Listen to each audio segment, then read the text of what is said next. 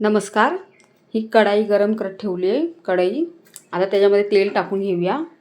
नंतर थोडेसे जिरे टाकून घ्यायचे आहेत, अर्धा चमचा. आणि जिरे तडतडून झाले की लगेच एक मोठा कांदा कापून घेतला आहे बारीक, तो टाकून घ्यायचा आहे. आता कांदा टाकून झाल्यावरती नंतर त्याला परतायचं आहे.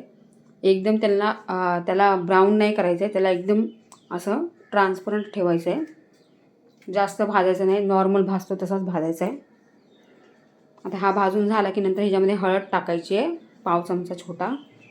आणि चवीनुसार आपलं लाल तिखट टाकायचं. लाल तिखट टाकून झालं की नंतर परतून घ्यायचं चांगलं. हे आता चांगलं परतून झालं की हा मसाला बनवून घेतला आहे. ह्याच्यामध्ये खोबरं आहे, ह्याच्यामध्ये एक टमाटा टाकला आहे, अद्रक अर्धा इंच, लसूण आहे 9-10 पाकळ्या लसणाच्या, आणि जिरं आणि धने आणि 3 लाल मिरची आहे सुकलेली. आता हे वाटून असंच कच्चं वाटायचं आहे. आणि वाटून घेतलं की नंतर ह्याच्यामध्ये टाकून घ्यायचं कांदा परतताना. नंतर ते टाकून झालं की मिक्सरच्या भांड्यामध्ये थोडंसं पाणी टाकून मी टाकलं आहे. आणि हे छोले शिजवून घेतले आहेत. त्याच्यामध्ये मी तेजपत्ता, दालचिनी आणि मोठी इलायची टाकली आहे एक.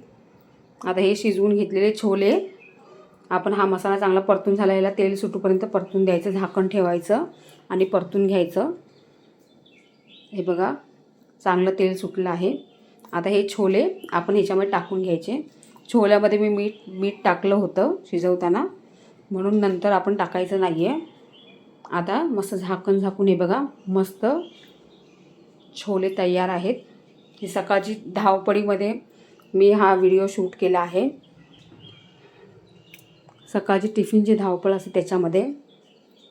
आणि आपली ही टिफिनसाठी रेसिपी छोले बनवले आहेत. आता टिफिन पॅक करून घ्यायची.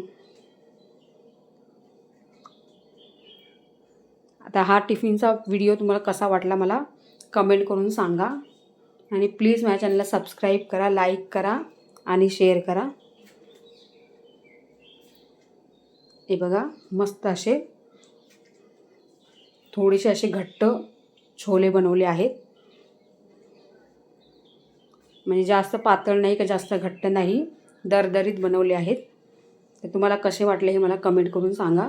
कारण कांदा टमाट्यामध्ये बनवलेले होते, पण हे मी खोबरं टाकून बनवले आहेत. रेसिपी कशी वाटली मला सांगा. हे बघा टिफिन तयार. धन्यवाद.